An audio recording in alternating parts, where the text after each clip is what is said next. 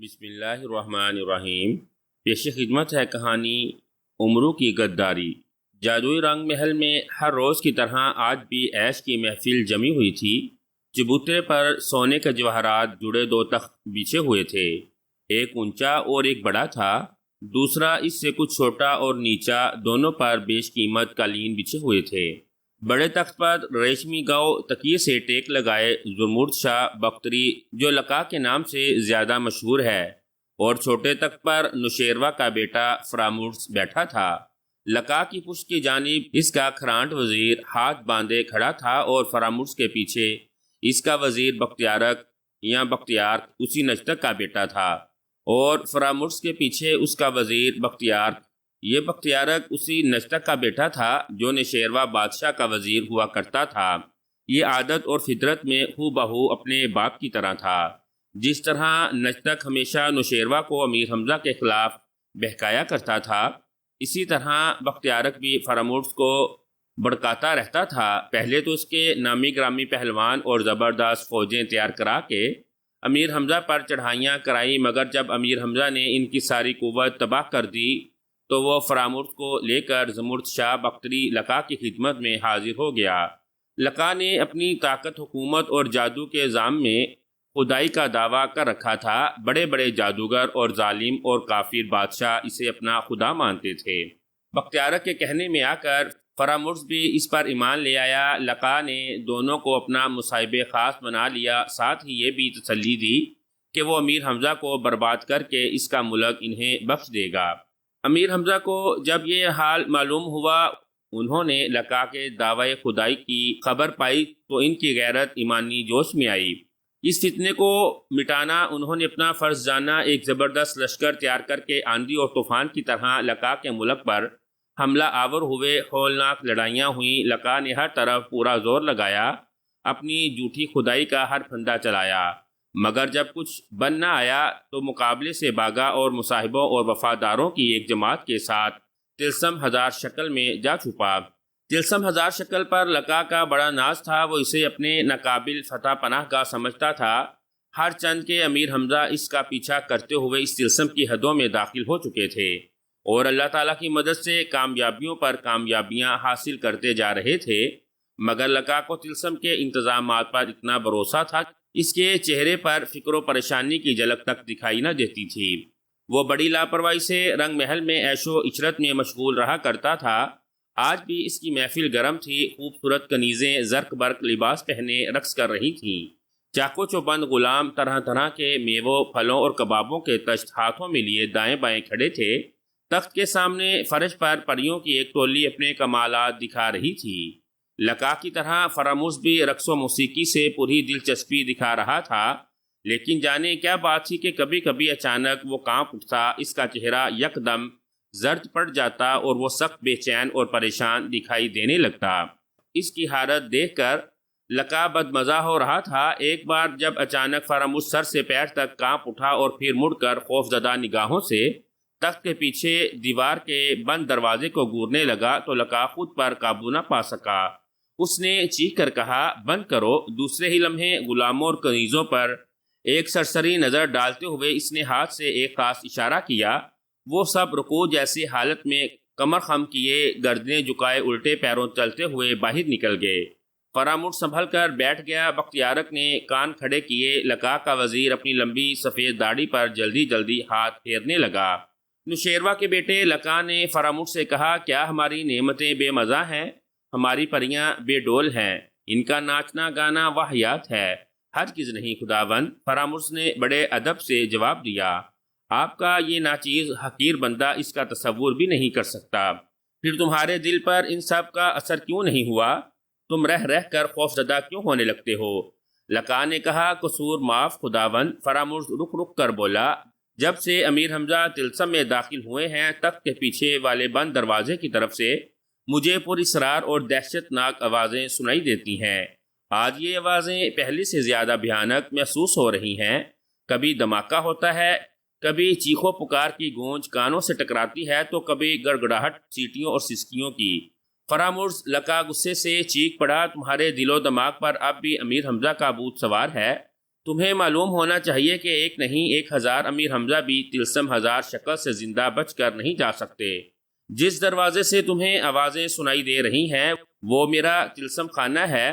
جو سسکیاں یا سیٹیاں تم نے سنی ہیں ان کا مطلب سوائے اس کے کچھ نہیں کہ معمولی طلسمی شعبدے امیر حمزہ کے ہاتھوں برباد ہو رہے ہیں، مگر گڑگڑاہٹ یا دھماکے تم ہرگز نہ سنے ہوں گے۔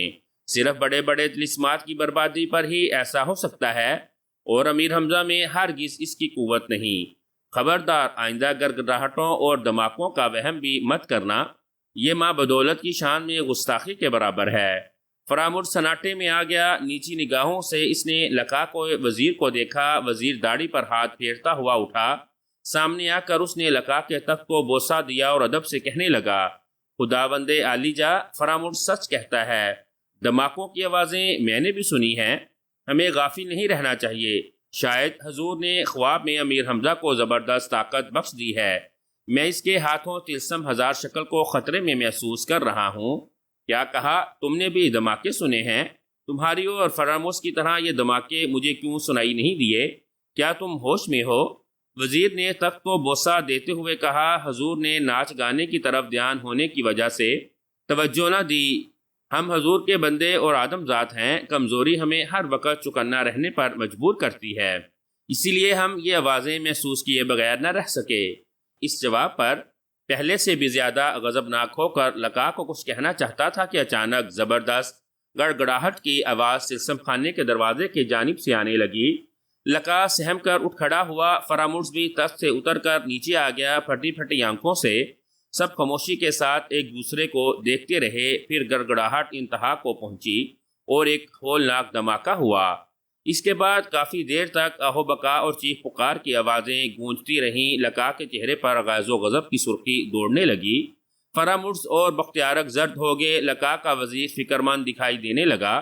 چند بار جلدی جلدی داڑھی پر ہاتھ پھیرنے کے بعد اس نے تخت کو بوسہ دیا اور ہاتھ باندھ کر عاجزی کے ساتھ کہنے لگا، عالم پناہ، آپ نے قیامت کا وقت مقرر کر رکھا ہے۔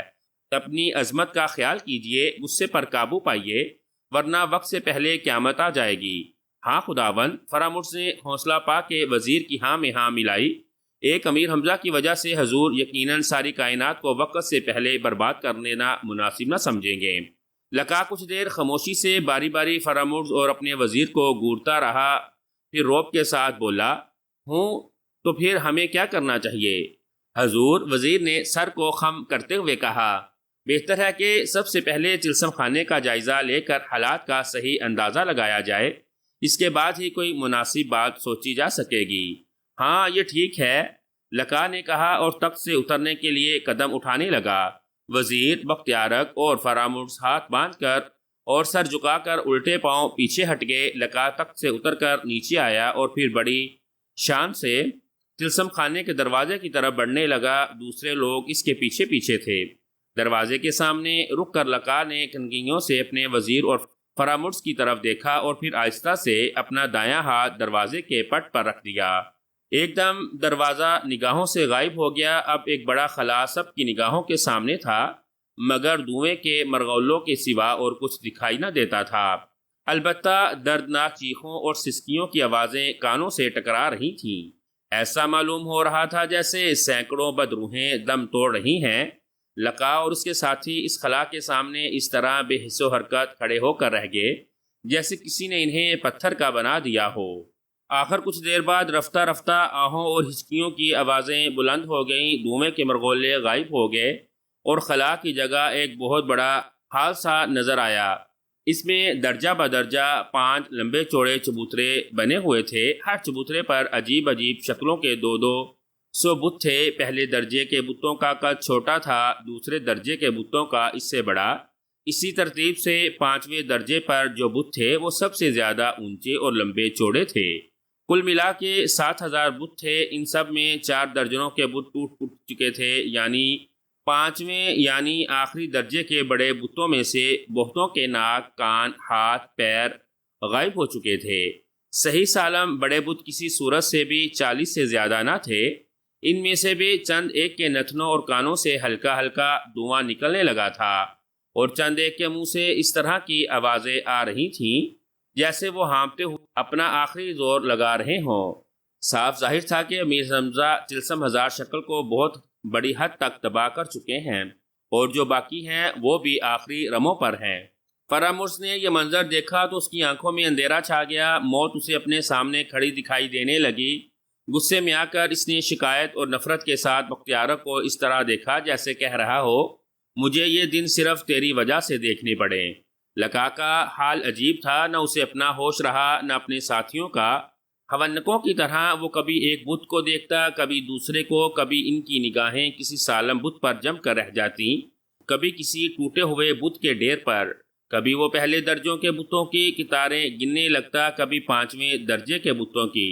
فکر اور دہشت لقا کے وزیر کے چہرے سے بھی جھلک رہی تھی، مگر اس کے ہوش و حواس قائم تھے۔ داڑھی پر تیزی کے ساتھ ہاتھ پھیرتے ہوئے وہ کچھ سوچے بھی جا رہا تھا۔ آخر جب خاصی دیر گزر گئی تو لقا کے سامنے دو زانو ہو بیٹھا اور اس کی قبا کو دونوں ہاتھوں سے اٹھا کر بوسہ دیتے ہوئے بولا، عالم پناہ، خواب میں ضرور حضور نے حمزہ کو زبردست آسمانی طاقت عطا فرمائی ہے۔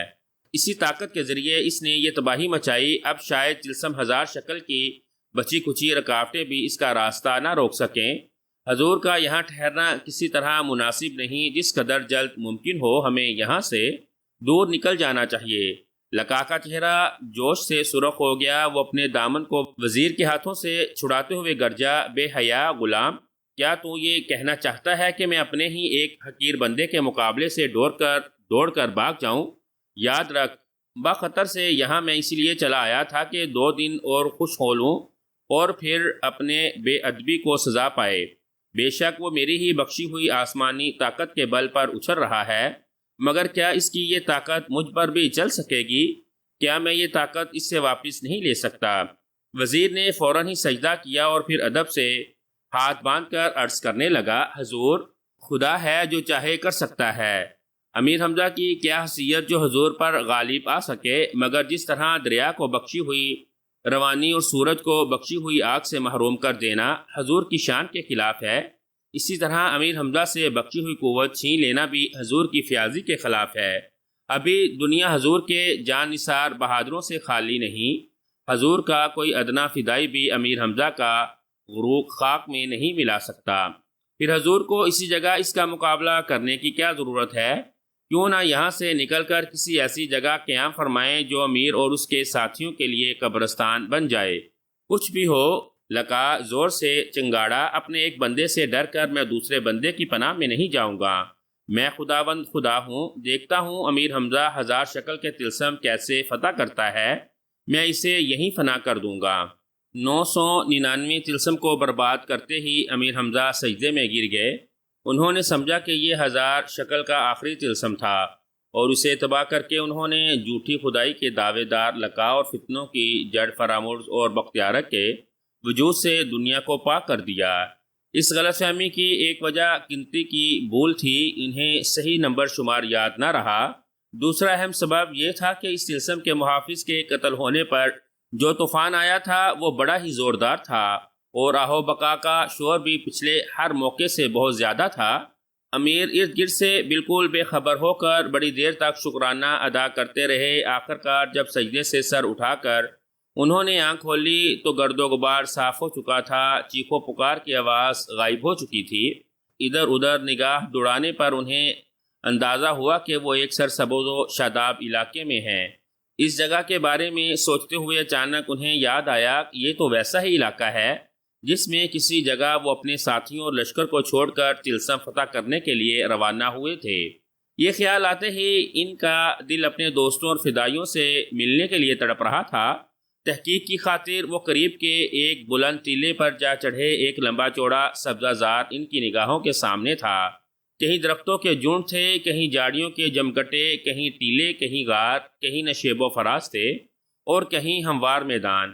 ایک سمت نگاہ جما کر دیکھتے دیکھتے اچانک ان کا چہرہ خوشی سے ٹمٹما اٹھا۔ دور ایک میدان میں خیموں کا ایک شہر سا بسا ہوا معلوم ہو رہا تھا۔ انہیں یقین ہو گیا کہ یہ انہی کا لشکر ہے۔ وہاں پہنچنے کے خیال سے وہ ٹیلے سے اترنے لگے۔ اسی موقع پر اچانک ان کی نگاہ مخالف سمت میں دور ایک ٹیلے پر جا پڑی اور وہ اسی جگہ ٹھٹک کر رہ گئے۔ درختوں کی اوٹ سے ایک خوبصورت اور شاندار عمارت کی جھلک دکھائی دے رہی تھی۔ اس سناٹے کی جگہ یہ عمارت انہیں بڑی پراسرار محسوس ہوئی۔ کچھ دیر اسے دیکھتے رہنے کے بعد انہوں نے پلٹ کر لشکر گاہ کی جانب نظر کی۔ جس ٹیلے پر وہ کھڑے تھے وہاں سے دونوں مقامات کا فاصلہ برابر معلوم ہو رہا تھا۔ جانے کیوں اب کہ یہ لشکر بھی انہیں پراسرار سا محسوس ہونے لگا، وہ سوچ میں پڑ گئے کہ عمارت کی طرف جاؤں یا لشکر کی طرف۔ امیر حمزہ کو اپنے طور پر یقین تھا کہ وہ طلسم کو مکمل طور پر نیست و نابود کر چکے ہیں، مگر اس موقع پر وہ جس وبدھا میں پڑ گئے تھے اور لشکر گاہ اور عمارت کے بارے میں جس طرح شک کرنے لگے تھے، اس سے پتہ چلتا ہے کہ کوئی غیبی طاقت اندر ہی اندر انہیں احتیاط برتنے کی ہدایت کر رہی تھی۔ یہ بھی ممکن ہے کہ تباہ شدہ طلسمات کے نمبر شمار کے بارے میں انہیں اپنی غلطی کا احساس ہو گیا ہو، اور یہی احساس انہیں یہ سوچنے پر مجبور کر رہا ہو کہ لشکر آگاہ اور پراسرار عمارت کہیں باقی رہے ہوئے آخری طلسم کا شعبدہ نہ ہو۔ کافی سوچ بچار کے بعد انہوں نے عمارت کی طرف جانا مناسب سمجھا۔ مصلحت یہ تھی کہ اگر لشکر گاہ میں دوستوں کی بجائے دشمن ہوئے تو تنہا ہزاروں سے لڑنا پڑے گا، ان کے مقابلے میں اگر عمارت کے لوگ دشمن نکلے تو وہ بہت تھوڑے ہوں گے، ان سے نپٹنا آسان نہ ہوگا۔ پھر اگر عمارت کے لوگ دوست بن گئے تو ایک اچھی پناہ گاہ بھی ہاتھ آ جائے گی اور ان کے ذریعے لشکر کی حقیقت بھی معلوم کی جا سکے گی۔ ٹیلے سے اتر کر وہ بڑے اعتماد کے ساتھ عمارت کی جانب چل کھڑے ہوئے۔ چلتے چلتے خاصا وقت گزر گیا، نہ جانے کتنے اتار چڑھاؤ اور ہموار میدان انہوں نے طے کر ڈالے۔ انہیں خیال ہونے لگا کہ بس اب وہ عمارت کے قریب پہنچنے ہی والے ہیں، لیکن ایک بلندی پر پہنچ کر جب انہوں نے عمارت کی جانب نگاہ کی تو حیرت کی انتہا نہ رہی۔ وہ اب بھی اس سے اتنی دور نظر آ رہی تھی جتنی پہلی بار دکھائی دی تھی۔ طرح طرح کے وسوسے ان کے دل میں پیدا ہونے لگے، مگر چاروں ناچار آگے ہی بڑھتے گئے۔ تھوڑی دیر بعد ایک ایسا تنگ اور لہرے دار راستہ ان کے سامنے آیا جس کے دائیں بائیں گھنی جھاڑیوں کی دیوار سی چلی گئی تھی۔ اس راستے میں داخل ہو کر وہ بے جھجک موڑ پر موڑ طے کرنے لگے۔ ایک مقام پر اچانک ایک بڑا سا جانور پیچھے سے دوڑتا ہوا آیا اور ان کے جسم کو رگڑتا ہوا آگے نکل گیا۔ جیسے ہی اس جانور پر ان کی نگاہ پڑی وہ سناٹے میں آگے۔ یہ جانور ایک زبردست شیر تھا، لیکن ابھی شیر پر سے ان کی نگاہ نہ ہٹنے پائی تھی کہ ایک چھوٹا سا جانور ان کے پہلو سے آگے نکل کر شیر کے پیچھے پیچھے بھاگنے لگا۔ یہ ایک بھیڑیا تھا۔ دونوں میں کسی بھی جانور نے پلٹ کر ان کی طرف نہ دیکھا۔ یہ بات تو امیر حمزہ فوراً ہی سمجھ گئے کہ دونوں میں سے کوئی بھی درندہ ان پر حملہ نہیں کرنا چاہتا تھا، ورنہ بے خبری میں وہ بڑی آسانی سے پیچھے سے ایسا کر سکتے تھے۔ مگر شیر کے پیچھے کسی بھیڑیے کا بھاگنا اور دونوں کا خاموشی اور شریف نظر آنا انہیں کچھ عجیب سا محسوس ہوا۔ تلوار کے قبضے پر ہاتھ رکھے اور آگے پیچھے سے چکنا رہتے ہوئے وہ تیز تیز قدم اٹھانے لگے۔ اس عرصے میں بھیڑیا شیر کے قریب پہنچ گیا اور برابر برابر دوڑتے ہوئے راستہ طے کرنے لگے۔ امیر حمزہ نے بھی درندوں پر نظر جمائے ہوئے اپنی رفتار تیز کر دی۔ آخرکار جھاڑیوں کی دیوار ایک میدان میں جا کر ختم ہوئی۔ یہاں سے دونوں جانور دائیں جانب گھوم کر امیر حمزہ کی نگاہوں سے اوجھل ہو گئے۔ جب اس مقام پر پہنچے تو ارادہ تو ان کا دائیں جانب دیکھنے کا تھا، مگر خود بخود ان کی نگاہیں بائیں جانب اٹھ گئیں۔ دو خوفناک چیتے ادھر سے آگے پیچھے بھاگتے چلے آ رہے تھے۔ امیر نے رک کر تلوار کے قبضے پر ہاتھ مارا اور چکنا ہو کر انہیں دیکھنے لگے۔ دونوں چیتے ان کی طرف دیکھے بغیر ان کے سامنے سے گزر گئے۔ اب جا کے امیر نے دائیں جانب منہ پھیرا۔ پہلی نظر میں انہیں جو کچھ دکھائی دیا اس پر انہیں یقین نہیں آ رہا تھا۔ کھلے میدان میں ایک جگہ ایک چھوٹا سا چبوترا تھا۔ اس کے اوپر بوس کا چھپر تھا۔ چھپر کے نیچے چٹائی پر ایک سفید داڑھی والے نورانی شکل بزرگ آنکھیں بند کیے دو زانوں بیٹھے تھے، اور چبوترے کے گرد چاروں طرف جنگلی درندوں کا مجمع تھا۔ ان میں شیر بھی تھے، چیتے اور بھیڑیے بھی۔ یہ سب ایک دوسرے کے دائیں بائیں آگے پیچھے اس طرح بے حس و حرکت بیٹھے تھے جیسے زندہ وحشی درندوں کی بجائے ان کے مجسمے ہوں۔ بزرگ کے ہونٹ اس طرح حرکت کر رہے تھے جیسے وہ کچھ پڑھ رہے ہوں۔ دیر تک امیر حمزہ پگڈنڈی کے نکڑ پر کھڑے یہ منظر دیکھتے رہے، مگر پھر ان سے رہا نہ گیا۔ درندوں کے درمیان سے گزرتے ہوئے بزرگ کے سامنے چبوترے پر جا بیٹھے۔ کچھ دیر بعد بزرگ نے آنکھیں کھول دیں اور اس کے ساتھ ہی چاروں طرف سے دل کو دہلا دینے والی آوازیں آنے لگیں۔ وہ سارے بھیڑیے، چیتے اور شیر جواب تک چبوترے کے ارد گرد بت بنے رہے، چیخنے اور چھلانگیں لگاتے ہوئے مختلف سمتوں کو بھاگے جا رہے تھے۔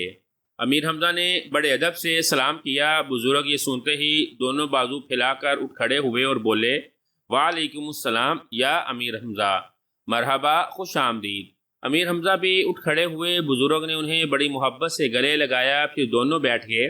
امیر حمزہ نے کہا، اے مرد خدا، میں نے یہاں جو کچھ دیکھا اور سنا ہے اس پر حیران ہوں۔ کیا بتائیں گے کہ آپ کون ہیں؟ اس ویرانے میں کیوں قیام کرتے ہیں؟ اور یہ آپ کو کیسے معلوم ہوا کہ میں امیر حمزہ ہوں؟ بزرگ نے جواب دیا، اے امیر حمزہ، میں ایک بندہ نجس و پلیت ہوں، مگر مرشد کامل کا مرید ہوں۔ جو کچھ آپ نے دیکھا قدرت کا کرشمہ تھا، اس پر حیرانی بیکار ہے۔ نام میرا ابن ادنا ہے، 10 سال سے یہاں درندوں کی تربیت اور اصلاح کے لیے مامور ہوں۔ آج کے دن کے بارے میں میرے مرشد نے مجھے بتا دیا تھا کہ طلسم 1000 شکل کو برباد کرنے آپ یہاں آئیں گے، سو میں آپ کو مبارکباد دیتا ہوں، اپنے مرشد کا سلام پیش کرتا ہوں۔ خدا آپ کو جزائے خیر دے، امیر حمزہ نے جواب دیا۔ مجھے وہم تھا کہ شاید اب آپ بھی ایک طلسم سر کرنا باقی ہے، مگر آپ جیسے خدا رسید بزرگ کی مبارکباد اب اس وہم کو دور کرنے کے لیے کافی ہے۔ ہاں، ایک الجھن ابھی بھی ہے۔ دور ایک ٹیلے پر سے میں نے ایک جانب ایک لشکر گاہ اور دوسری جانب ایک عمارت دیکھی تھی۔ جب سے میں اس عمارت کی جانب چلتا آ رہا ہوں، مگر وہ اب بھی اتنی ہی دور دکھائی دیتی ہے جتنی دور پہلے تھی۔ کیا آپ بتا سکتے ہیں کہ وہ لشکر کس کا ہے اور عمارت کن لوگوں کی ہے، اور یہ مجھے کدھر جانا چاہیے؟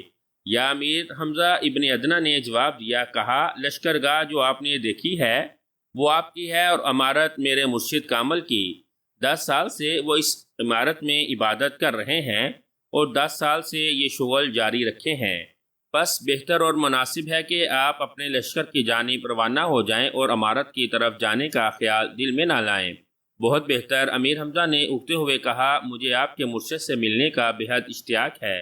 جب عبادت سے فارغ ہوں تو ان کی خدمت میں میرا سلام عرض کرنا اور میری درخواست پیش کریں کہ یا تو میرے پاس تشریف لائیں یا اپنے پاس بلوائیں۔ خدا حافظ، اب میں اپنے لشکر کی طرف جاتا ہوں۔ واقعی میرے دوست بے چین ہوں گے، جا کے انہیں طلسم 1000 شکل کی مکمل تباہی کی خوشی کی خبر سناتا ہوں۔ خدا حافظ، ابن ادنا نے کہا۔ پھر دونوں نے گرم جوشی سے مصافحہ کیا اور امیر حمزہ رخصت ہو کر اپنے لشکر کی طرف چل دیے۔ ادھر امیر حمزہ کے لشکر میں ان کے فرزند، دوست اور سردار سب پریشان تھے۔ جب سے امیر ان سے رخصت ہوئے تھے اس وقت سے اب تک انہیں ان کی کوئی خبر نہ ملی تھی۔ بالآخر سب نے باہم مشورہ کر کے طے کیا کہ خواجہ عمرو کو دریافت حال کے لیے روانہ کیا جائے، لیکن عمرو چونکہ امیر حمزہ کے علاوہ اور کسی کے کہنے سے کوئی کام نہ کرتا تھا، اسی لیے لندور بن سعد ان کو عمرو کو راضی کرنے کے لیے منتخب کیا گیا، اور ان دنوں خواجہ عمرو اس پر کچھ مہربان تھے۔ لندور عمرو کے خیمے کے سامنے اپنے ہاتھی سے اترا تو عمرو کے ایک شاگرد نے بڑھ کر اس کا استقبال کیا اور خوش آمدانہ لہجے میں کہا، زہ نصیب، زہ نصیب، اس وقت جلتی دوپہر میں حضور نے کیسے تکلیف کی؟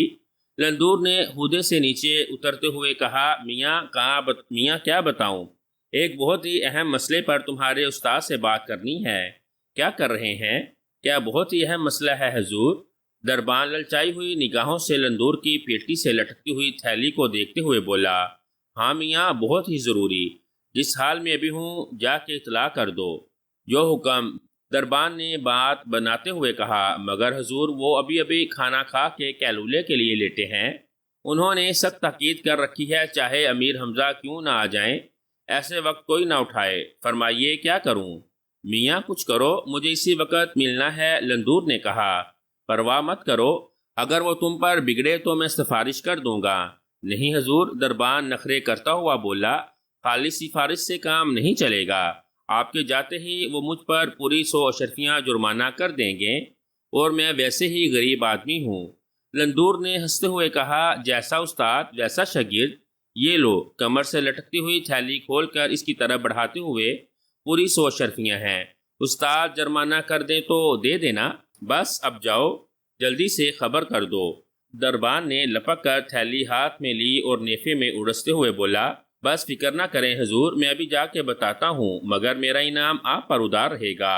ہاں ہاں جاؤ، انعام بھی ملے گا، لندور نے ہنستے ہوئے کہا۔ دربان پردہ اٹھا کر خیمے کے اندر چلا گیا۔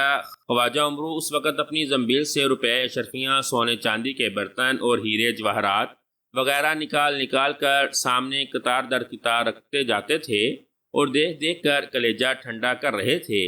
شاگرد نے جو ایسے میں آ کر لندور کے آنے کی اطلاع دی، پہلے تو انہوں نے برا سا منہ بنایا، مگر جب شاگرد نے کہا کہ استاد مال پانی کا پکا آسرا ہے تو ان کی باتیں کھل گئیں۔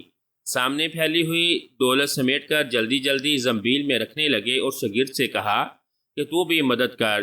شاگرد کے دل کی کلی کھل اٹھی، استاد کے مال پر ہاتھ صاف کرنے کا مدت کے بعد موقع مل رہا تھا۔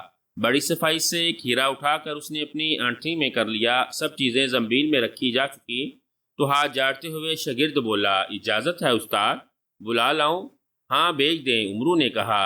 شاگرد لمبے لمبے قدم اٹھاتا ہوا باہر کی طرف چل دیا۔ دل میں لڈو پھوٹ رہے تھے، آج کا دن بڑا مبارک رہا۔ 100 اشرفیاں رشوت میں کمائی اور لاکھوں کا ہیرا ہاتھ لگ گیا، وہ بھی استاد کا۔ ٹھہرو، ادھر آؤ، اچانک عمرو کی آواز گونجی۔ شاگرد خیمے کے دروازے کے قریب پہنچا ہی تھا کہ اس آواز نے اس کے قدم روک دیے۔ گھبرائے ہوئے لہجے میں بولا، جی مجھے سے کچھ کہا ہے آپ نے؟ ہاں ادھر آؤ، تلاشی دو۔ شاگرد قریب آیا تو اس کے نیفے سے ہیرا اور اشرفیوں کی تھیلی برآمد کرنے میں عمرو کو دیر نہ لگی۔ اس نے تھیلی کو کھنکھناتے ہوئے کہا، ابے واقعی تو اب پکا عیار ہو گیا ہے، یہ اشرفیاں اڑا کر اتنی جلدی تھیلی میں کیسے رکھ لیں؟ استاد خدا کی قسم، یہ اشرفیاں آپ کی نہیں ہیں، یہ میرا مال ہے۔ شاگرد گڑ گڑایا، چل یوں ہی صحیح، مگر میرے ہاتھ میں آنے کے بعد تیرا مال کیسے رہا؟ عمرو نے مسکراتے ہوئے کہا اور ہیرے اور تھیلی کو اپنی زنبیل میں رکھتے ہوئے بولا، چل جا لندور کو بھیج دے۔ شاگرد بیچارہ منہ بسورتا ہوا باہر چلا گیا۔ جلد ہی لندور بن سعدان خیمے میں داخل ہوا۔ اس کو دیکھتے ہی عمرو غصے سے بڑبڑانے لگا، بس میاں میرے دن پورے یہاں ہوئے، امیر حمزہ آئے نہ آئے میں کہیں کالا منہ کر جاؤں، بھلا یہ بھی کوئی طریقہ ہے؟ 2 گھڑی آرام کرنا حرام ہو گیا؟ جب جس کا جی چاہتا ہے گردن آ کر پکڑ لیتا ہے۔ خواجہ عمرو نہ ہوئے میراثی یا سائیں ہو گئے، آخر چاہتے ہو کیا تم لوگ؟ بھائی عمرو غصہ مت کرو، لندور نے عمرو کو بگڑے ہوئے تیور دے کر کہا، میں ویسے ہی پریشان ہوں، امیر حمزہ کا کچھ پتہ نہیں چلتا، سارا لشکر بے چین ہے، سب نے اصلاح کر کے مجھے آپ کے پاس بھیجا ہے، خدا کے لیے اٹھو اور ان کا کچھ پتہ چلاؤ۔ اچھا تو یہ کہو، تم سب مجھے قربانی کا بکرا بنانے پر تلے ہوئے ہو؟ عمرو نے کہا، امیر حمزہ کی تمہیں بڑی فکر ہے، مگر کبھی میرا بھی احساس کیا ہے کہ کن حالوں میں ہوں۔ بھائی عمرو، یہ آپ کیا کہہ رہے ہیں؟ کون آپ کو عزیز نہیں رکھتا؟ خدا نہ کرے کہ آپ کو کوئی خاص تکلیف ہے۔ لو صاحب، یہ ہے میرے دوست لندور بن سعدن، امیر حمزہ کے جانثار نامی گرامی پہلوان شہنشاہ ہند۔ عمرو نے کہا، میاں قرضدار یہاں چپے چپے میں مجھے ذلیل کرتے پھر رہے ہیں، پائی پائی کو محتاج ہو رہا ہوں اور انہیں خبر ہی نہیں، کہتے ہیں کوئی خاص تکلیف ہے؟ قربان جاؤں تمہاری اس ہمدردی کے۔ اب جا کے لندور سمجھا کہ خواجہ نخرے دکھا رہے ہیں، رقم کے بغیر سیدھی بات نہ کریں گے۔ خواجہ یاروں سے تکلف کیوں کرتے ہو؟ جتنی رقم بولو فوراً حاضر کر دی جائے گی، مگر اب ایک پل بھی یہاں ٹھہرنے کی ضرورت نہیں، قرضہ چکاؤ اور سیدھے امیر کی تلاش میں نکل جاؤ۔ بولو کتنی رقم درکار ہے؟ معاف کرنا لندور بھائی، قرضداروں کی سختی سے کچھ مزاج بگڑا ہوا تھا، ورنہ تم جانتے ہی ہو کہ میں کتنا خوش اخلاق آدمی ہوں، امیر حمزہ کے بارے میں خود بھی پریشان رہتا ہوں، کئی بار جی میں آئی کہ جا کر ڈھونڈوں، مگر یہ کمبخت قرضدار راستہ روک لیتے ہیں۔ بس فی الحال تم 2 لاکھ روپے کا بندوبست کر دو، باقی بعد میں دیکھا جائے گا۔ دیکھو بھائی عمرو، میں نقد رقم لے کر نہیں آیا۔ لندور نے اپنے گلے سے سچے موتیوں کا ہار نکالتے ہوئے اس کو دیا، یہ ہار میں نے 4 لاکھ کا خریدا تھا، اسے رکھ لو اور فوراً یہاں سے روانہ ہو جاؤ، لوٹ کر آؤ گے تو 2 لاکھ نقد دے کر ہار تم سے واپس لے لوں گا۔ یہ واپسی کا جھگڑا کیوں؟ عمرو نے ہار کو قابو میں کرتے ہوئے کہا، میاں ویسے بھی خریدی ہوئی چیز آدھے داموں بکتی ہے، مجھے کوئی اپنے پاس تھوڑی رکھنا ہے، دام کے دام میں قرض داروں کے پاس چلا جائے گا۔ تم دیکھنا وہ اس کے 1,00,000 سے زیادہ نہیں لگائیں گے۔ خیر اب تم جاؤ، میں روانگی کی تیاری کرتا ہوں۔ لندھور چلا گیا تو عمرو عیار تیار ہو کر خیمے سے باہر نکلا۔ پہلے اس کے جی میں آئی کہ جنگل کی سمت سیدھا اس طرف کو جاؤں جدھر لشکر سے رخصت ہو کر تلسم 1000 شکل فتح کرنے کے خیال سے امیر حمزہ گئے تھے، مگر پھر یہ سوچ کر پہلے فعال اور رامل سے امیر کا حال معلوم کیا جائے، وہ حکیم بزرج مہر کے بیٹوں کے خیمے کی طرف چل دیا۔ یہ حکیم بزرج نوشیروہ بادشاہ کے وزیر اور امیر حمزہ کے خیر خواہ دوست تھے، علم و دانائی کے پیکر تھے، علم نجوم میں اپنے زمانے کے یکتا ماہر تھے۔ ان کے 3 بیٹے تھے، تینوں باپ کی مانند قابل اور نیک تھے اور امیر حمزہ کے لشکر میں رہا کرتے تھے۔ عمرو جب ان کے خیمے میں پہنچا تو تینوں بھائی کسی علمی مسئلے پر بحث کر رہے تھے۔ عمرو کو دیکھتے ہی وہ استقبال کے لیے اٹھ کھڑے ہوئے۔ ارے چچا جان خیریت، یہ دوپہر کے وقت کیسے تکلیف کی؟ بڑے بھائی نے کہا۔ کہیے، مزاج تو اچھے ہیں، منجلا بولا۔ بہت دنوں میں درشن نہیں ہوئے، آئیے تشریف رکھیے۔ چھوٹے نے ایک کرسی کی طرف اشارہ کرتے ہوئے کہا۔ خواجہ عمرو کرسی پر پھسکڑا مار کر بیٹھ گئے اور تیوریوں پر بل ڈال کر تینوں بھائیوں کو گھورنے لگے۔ انہوں نے خیر و عافیت پوچھنی شروع کی تو خواجہ ایک دم چڑھ کر بولے، میاں یہ کیا طریقہ ہے؟ کیا بزرگوں سے اس طرح پیش آنا چاہیے؟ پریشان چلا آ رہا ہوں اور تم زبانی خیر و عافیت پوچھے چلے جا رہے ہو، حد کر دی۔ کیا تمہیں نہیں معلوم کہ جب کبھی میں تمہارے والد مرحوم کے پاس آیا کرتا تھا تو جب تک وہ بادام کا حلوہ اور شربت انار سامنے نہ رکھ دیتے ایک لفظ نہیں بولتے تھے؟ یہ سن کر تینوں بھائی ایک دوسرے کی طرف دیکھ کر مسکرائے۔ پھر بڑے بھائی نے کہا، معاف کیجیے گا چچا جان، آپ کو اچانک ایک دم دیکھ کر ہم کچھ سٹیا سے گئے، ابھی پیش کرتے ہیں۔ یہ کہہ کر اس نے ملازموں کو دونوں چیزیں لانے کا حکم دیا۔ تھوڑی ہی دیر میں ملازم چاندی کے ایک کاب میں بادام کا حلوہ اور چاندی ایک نقیشن کوڑورے میں شربت انار لے آیا اور تپائی پر عمرو کے سامنے رکھ دیا۔ عمرو نے دونوں چیزوں کو دیکھ کر ایک ٹھنڈی سانس لی اور کہنے لگا، میاں قصہ یہ ہے کہ امیر حمزہ کی مسلسل غیر حاضری سے لشکر بد دل ہو رہا ہے، سب نے مل کر مجھے ان کی تلاش میں جانے پر مجبور کیا ہے۔ تم جانتے ہو کہ وہ لقا فرموز اور نشتیارہ کے تعاقب میں تلسم 1000 شکل میں گئے تھے۔ اب میری سمجھ میں نہیں آتا کہ میں کیا کروں، کدھر جاؤں؟ ذرا حساب لگا کر بتاؤ کہ مجھے کس سمت جانا چاہیے۔ بہت بہتر چچا جان، ہم ابھی معلوم کرتے ہیں، بڑے بھائی نے کہا اور چھوٹے بھائیوں کو اشارہ کیا۔ تینوں فال اور نجوم کے حساب میں لگ گئے، کوئی کتاب دیکھنے لگا، کوئی قرآن پھینکنے لگا، کوئی کاغذ پر جمع تقسیم کرنے لگا۔ عمرو نے موقع غنیمت جان کر حلوہ صاف کرنا شروع کر دیا۔ جتنی دیر میں عمرو نے حلوہ اور شربت ختم کیا، اتنے میں تینوں بھائی بھی اپنے حساب سے فارغ ہو گئے۔ عمرو نے ڈکار لے کر پیٹ پر ہاتھ پھیرتے ہوئے پوچھا، ہاں بھائی کیا معلوم ہوا؟ بڑے بھائی نے جواب دیا، لقا فرامرد اور بختیارک زندہ ہیں اور ایک مضبوط تلسم میں محفوظ ہیں۔ امیر حمزہ بھی خیریت سے ہیں، انہوں نے 1000 شکل کے سارے تلسم برباد کر دیے ہیں، بس وہی ایک باقی بچا ہے جس میں لقا وغیرہ ہیں۔ ایک زبردست جادوگر اور عیار اس تلسم کا محافظ ہیں، نام اس کا ابن ادنا ہے، ایک بزرگ کے بیس میں اس نے امیر حمزہ کو بہکا دیا ہے اور وہ شمال کی جانب سے لشکرگاہ کی جانب واپس آ رہے ہیں۔ اچھی بات ہے، اب میں چلتا ہوں، عمرو نے کہا اور اٹھ کر کھڑا ہو گیا۔ اسی اثنا میں ملازم نے آ کر چاندی کی وہ کاپ اور کٹورا اٹھانے لگا جس میں وہ حلوہ اور شربت لے کر آیا تھا۔ عمرو نے اس کا ہاتھ روک کر دونوں چیزیں غور سے دیکھیں اور پھر انہیں اپنے زنبیل میں ڈالتے ہوئے بولا، ہیں تو دونوں گھٹیا اور معمولی، مگر سفر پر جا رہا ہوں، کام آئیں گی۔ ملازم نے بے بسی کے ساتھ تینوں بھائیوں کی طرف دیکھا، وہ آنکھیں چمکاتے ہوئے مسکرانے لگے۔ عمرو تیر کی طرح خیمے سے باہر نکل گیا۔ امیر حمزہ تیز تیز قدم اٹھاتے ہوئے لشکرگاہ کی جانب بڑھے چلے آ رہے تھے، فاصلہ دم بدم کم ہوتا جا رہا تھا۔ ایک بلندی طے کرتے ہوئے وہ اچانک رک گئے، ان کا لشکر ان کی نگاہوں کے سامنے تھا۔ شکلیں بے شک اب بھی نہ پہچانی جا سکتی تھیں، لیکن چلتے پھرتے ہوئے جانور اور آدمی صاف دکھائی دیتے تھے۔ امیر حمزہ کا چہرہ کھل اٹھا، انہیں یقین ہو گیا بے شک یہ انہی کا لشکر ہے۔ بلندی سے اتر کر وہ پھر آگے بڑھنے لگے، مگر ابھی 10 قدم نہ چل پائے تھے کہ ایک چیز کو دیکھ کر ٹھٹک گئے۔ لمبا ترنگا اور منچوا جیسا ایک شخص ڈھیلا ڈھالا لباس پہنے ہرن کی طرح ترترارے بھرتا ہوا سامنے سے دوڑا چلا آ رہا ہے۔ اس شخص کو پہچاننے میں امیر حمزہ نے بالکل دیر نہ لگی۔ ان کے لبوں پر بے ساختہ مسکراہٹ پھیل گئی۔ آنے والا ان کا بچپن کا یار عمرو عیار تھا۔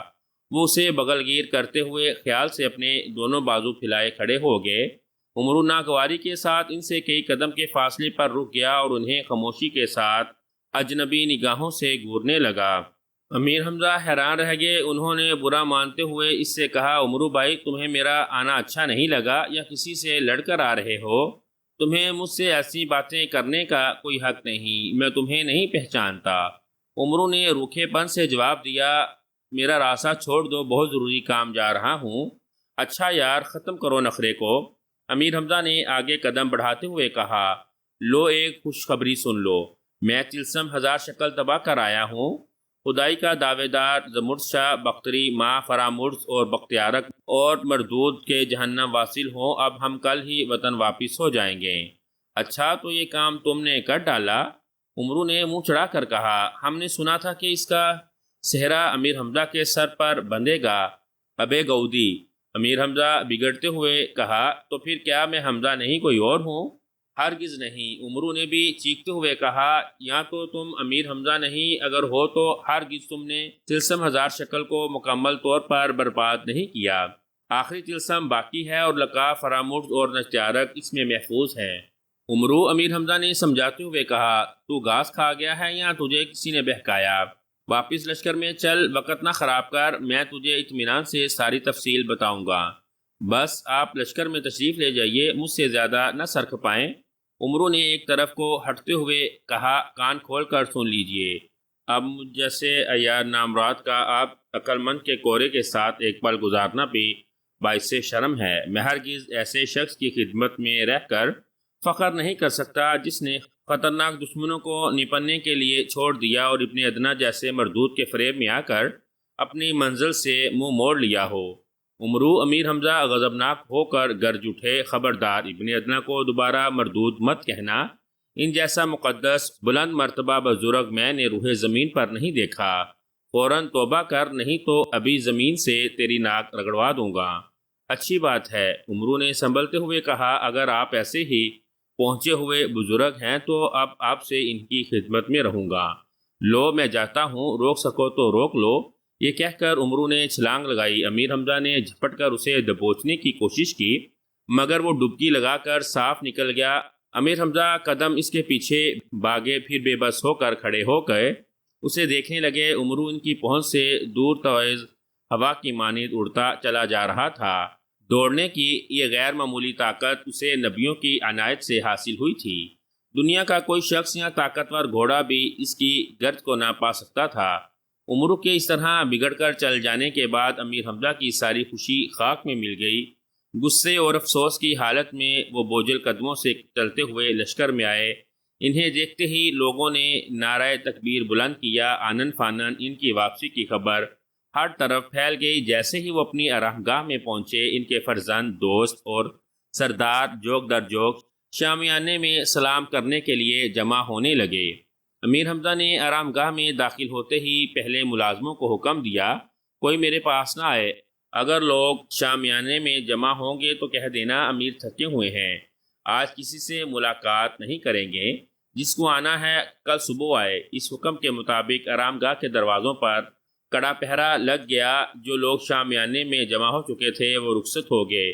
اس رات امیر خاصی رات گئے تک سو نہ سکے۔ بچپن کے بے تکلف دوست اور ہزار مصیبتوں میں کام آنے والے ساتھی کی علیحدگی ان پر شاک گزر رہی تھی۔ رہ رہ کر انہیں افسوس ہو رہا تھا، کیونکہ وہ اس کے ساتھ سختی سے پیش آئے۔ آخری طلسم اور لقب وغیرہ کے محفوظ رہنے اور ابن ادنا کے بارے میں جب وہ عمرو کے الفاظ یاد کرتے تو اور بھی بے چین ہو جاتے۔ طرح طرح کے سوال ان کے دل میں پیدا ہوتے کہ آخری طلسم باقی ہے، لقب فرامرز اور بختیارک زندہ ہیں، ابن ادنا کوئی عیار جادوگر ہے۔ یہ بات بار بار ان کے دل میں چگنیاں لیتی، اور آخر عمرو کو ابن ادنا کا نام کیسے معلوم ہوا؟ اس نے طلسم کے بارے میں میرے بیان سے اختلاف کیوں کیا؟ ضرور کسی خاص ذریعے سے اسے اس کی خبر ملی ہوگی۔ کاش میں اس کے کہے پر ٹھنڈے دل سے غور کرتا، کاش میں اس سے اصل ذریعہ پوچھتا، یا وہ خود ہی بیان کر دیتا۔ دوسرے دن صبح کو امیر نے شامیانے میں دربار کیا۔ اس موقع پر تمام سردار اور امیر کے فرزند موجود تھے۔ بزرج مہر کے تینوں فرزند خواجہ بزرگ امیت، خواجہ ساؤش اور خواجہ دریا دل بھی حاضر تھے۔ عمرو کے بارے میں تفتیش کرتے ہوئے جب ان حکیم زادوں سے امیر کو معلوم ہوا کہ عمرو نے جو کچھ کہا تھا بے بنیاد تھا تو اس شرم سے ان کی پیشانی پر پسینہ آ گیا۔ چند ثانیے خاموش رہنے کے بعد انہوں نے لندور کی طرف دیکھتے ہوئے کہا، اے عزیز، میں عمرو سے سخت شرمندہ ہوں، اسے دیکھنے کے لیے بے قرار ہوں۔ سنا ہے ان دنوں وہ تیری بات بالکل نہیں مانتا، تجھے اپنا دوست گرانتا ہے، بس اسی وقت جا اور جس طرف بن پڑے اسے منا کے لے آ۔ یہاں سے سیدھے شمال کی جانب وہ کہیں نہ کہیں تجھے ضرور مل جائے گا۔ اگر وہ ضد نہ چھوڑے تو کہنا آخری طلسم فتح کیے بغیر لوٹ آنے سے امیر کا دل کباب ہے، پل پل ان کے لیے عذاب ہے۔ جب تک تو نہ پلٹے گا حمزہ ہرگز اس طرف قدم نہ اٹھائے گا۔ بس اب تو فوراً روانہ ہو جا اور دوپہر تک ہر حالت میں عمرو سمیت واپس آ جا، خدا تیرا مددگار ہوگا۔ لندور یہ سن کر اپنی نشست سے اٹھ کھڑا ہوا اور ادب سے سر جھکا کر بولا، اے علی قدر امیر، اطمینان رکھیے، میں اسی دم جاتا ہوں، جس طرح ممکن ہوا خواجہ عمرو کو منا کے لے آتا ہوں۔ ابھی صبح ہے، مجھے امید ہے دوپہر تک ضرور بامراد واپس آ جاؤں گا۔ خدا حافظ۔ خدا حافظ، امیر حمزہ نے کہا اور لندور تعظیم پیش کر کے شامیانے سے باہر نکل گیا۔ اب خواجہ عمرو کا حال سنیے۔ امیر کے سامنے سے ہوا ہونے کے بعد شمال کی سمت وہ مسلسل دوڑتا چلا گیا۔ کئی میدان اور اتار چڑھاؤ پار کر کے وہ جھاڑیوں کے درمیان کے ایک تنگ اور لہریے دار راستے پر جا پہنچا۔ یہ راستہ ختم ہوا تو اس نے ایک کشادہ میدان میں اپنے سامنے پایا۔ اس میدان کے دائیں حصے کی جانب ایک چبوترا اور اس کے اوپر پڑا ہوا بوس کا ایک چھپر دیکھ کر وہ رک گیا۔ ابن ادنا کے ٹھکانے کے بارے میں امیر حمزہ نے اسے کچھ بھی نہ بتایا تھا، مگر خود بخود اس کے دل میں خیال پیدا ہو گیا، ہو نہ ہو ابن ادنا کا یہی ڈیرا ہے۔ چھپر کے نیچے یا ارد گرد دور دور تک کہیں کوئی آدم ذات نہ دکھائی دیتا تھا، مگر چونکہ عمرو کو یہ معلوم ہو چکا تھا کہ ابن ادنا ہزار شکل کے آخری اور مضبوط ترین طلسم کا محافظ ہے، اسی لیے یہ سناٹا دیکھ کر وہ مایوس نہ ہوا۔ اسے یقین تھا اگر وہ چھپر کے نیچے جا کر بیٹھ رہا تو ابن ادنا کسی نہ کسی جانب سے ضرور ظاہر ہوگا۔ عمرو کا یہ خیال 100% درست ثابت ہوا۔ چھپر کے نیچے بیٹھے ہوئے اسے زیادہ دیر نہ گزری تھی کہ پشت کی جانب کچھ آہٹ محسوس ہوئی، ساتھ ہی آواز آئی، السلام علیکم یا عمرو۔ عمرو نے پلٹ کر دیکھا تو سناٹے میں آ گیا۔ چبوترے کے نیچے ایک نورانی چہرے والا شخص شیر ببر پر بیٹھا تھا۔ شیر کی عیان اس کے دونوں ہاتھوں میں لگام کی طرح لپیٹی ہوئی تھی۔ تم پر خدائے لقا کی رحمت ہو، عمرو نے جواب میں کہا۔ شیر پر سوار شخص کی آنکھیں چمک اٹھی، وہ نیچے اتر کر چبوترے پر چڑھنے لگا۔ اسی لمحے شیر پلٹا اور بادل کی طرح گرجنا اور بجلی کی طرح کڑکتا ایک سمت جا کر نگاہوں سے غائب ہو گیا۔ کیا ابن ادنا تم ہی ہو؟ وہ بزرگ چبوترے پر آ کر بیٹھا ہی تھا کہ عمرو نے اس سے پوچھا۔ ہاں، ابن ادنا نے کہا اور سوال کیا، کیا تم دین ابراہیمی چھوڑ کے خداوند لقا پر ایمان لے آئے ہو؟ بالکل، اور یہی نہیں، اب میں امیر حمزہ کی صحبت سے بھی بیزار ہوں اور خداوند لقا کی سرپرستی کا طلبگار ہوں۔ تمہارے پاس اس لیے آیا ہوں کہ میری مدد کرو، جلد سے جلد ان کی خدمت میں پیش کرو۔ فرامرز اور بختیارک مجھ سے خوب واقف ہیں، مجھے وہ ملازمت پر آمادہ پاتے ہی اپنی ناک کا بال بنا لیں گے، تجھے بھی نہال کر دیں گے۔